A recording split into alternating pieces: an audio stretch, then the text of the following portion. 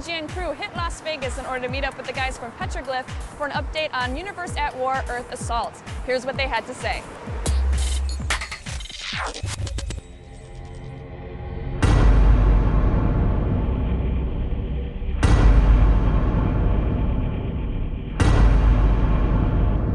Universe at War is our all-new RTS. It's a brand new intellectual property. It's completely created from scratch.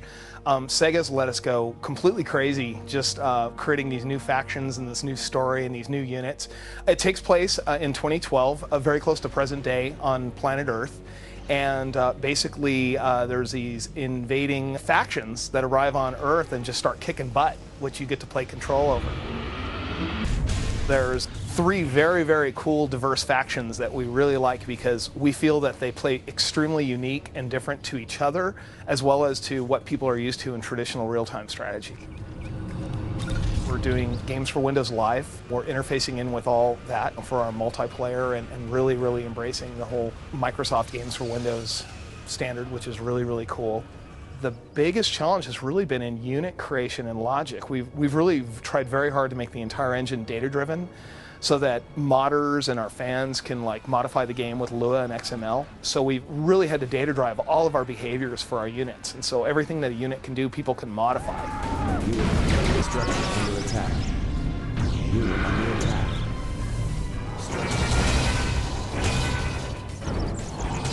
I serve the hierarchy.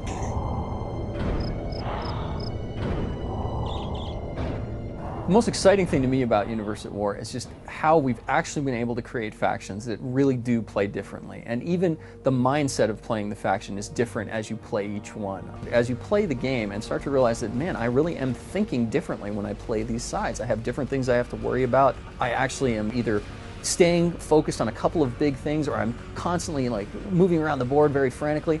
And I'm really proud of the fact that we've actually been able to deliver on the promise of making three very unique factions that you can play that actually make you think in a different manner.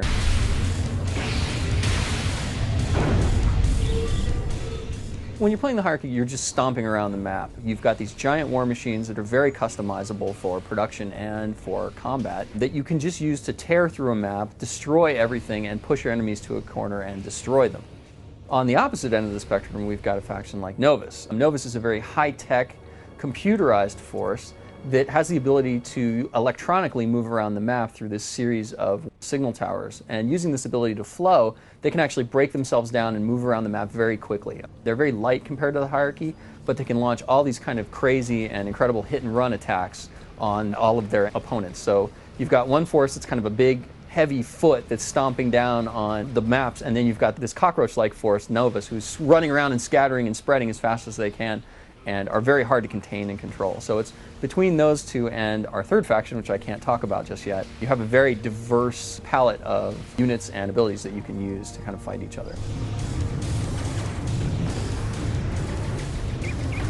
We wanted to make a game that was very, very customizable, and so we approached that from a couple of angles when we were building Universe at War. The first is what we call tactical dynamics.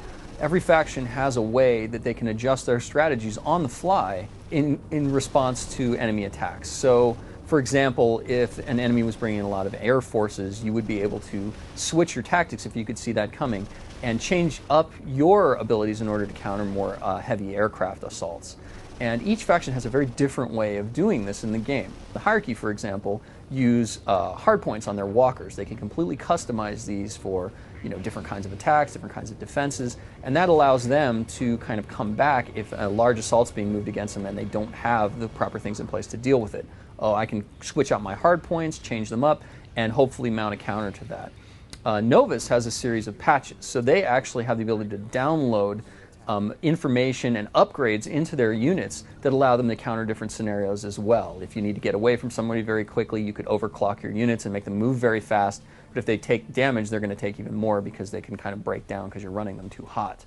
They can also, upgrade shielding and things like that in order to counter some of the other attacks that the enemies can throw against them. When you're playing our solo player game and playing this kind of story that we have set up for you, we've taken a lot of time to make sure that the actions that the player does within each battle actually influence the direction the campaign goes. So instead of someone just kind of coming in and saying, you're going to have to go do this, do that, as they play the game and make choices in the battle, that actually affects how the campaign goes. It's really nice because the player really feels like they're in control and driving the story rather than being kind of led around by the nose. Right here, you own Recoup. Give us your orders and make them hurt. One of the things we really wanted to emphasize in Universe at War is the multiplayer, and we really wanted to give the game not only long legs, but really fun things that the player could do when they're playing multiplayer. And kind of like an MMO, you can log on for 15 minutes, you can log on for 2 hours, and you can still have fun and have accomplishments happen. One of the ways we've done this is through having this kind of conquer the globe mode, where a player actually sees all the territories in the game, and as they play multiplayer matchups in each territory, they can win those territories. We kind of ease you into it at first. You can't really lose territories, but as you go through and kind of conquer more and more, the stakes keep going up, and suddenly you find that if you lose a match in a territory, you'll actually lose that territory and get knocked back. In that way, the player always has something they can kind of shoot for and progress as they're playing multiplayer. And that's just one of our modes, actually, that the player has available to them while they're playing in multiplayer, so that they can kind of mix it up between traditional gameplay and this more kind of achievement-oriented version of multiplayer games.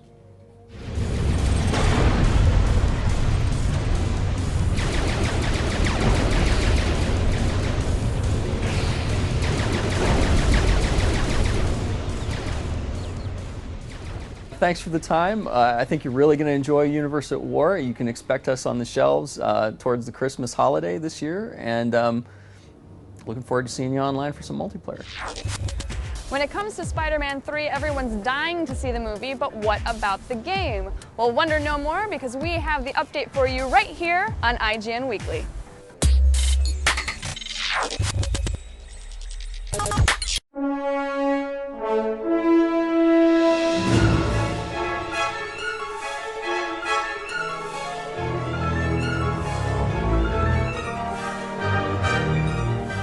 When we started looking at Spider-Man 3, we took a look at the whole landscape. We took a look at even Spider-Man 1, the classic Spider-Man from Neversoft, but especially Spider-Man 2 and Ultimate Spider-Man, which were our most recent releases.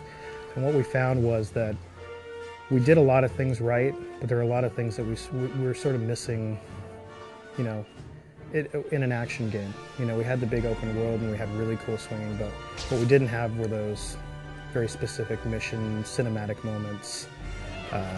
It was a lot of basic stuff and not a lot of really stuff that you could sort of sink your teeth into. So we looked at consumer response. We looked at what the press was saying about Spider-Man 2 and as well as Ultimate Spider-Man. Looked at other games and film and the new movie as well. And we formed what I think is a nice blend between that GTA gameplay that you would expect from the Spider-Man games, from Spider-Man 2, as well as a really deep sort of story element that really is inspired by the movie cinematography.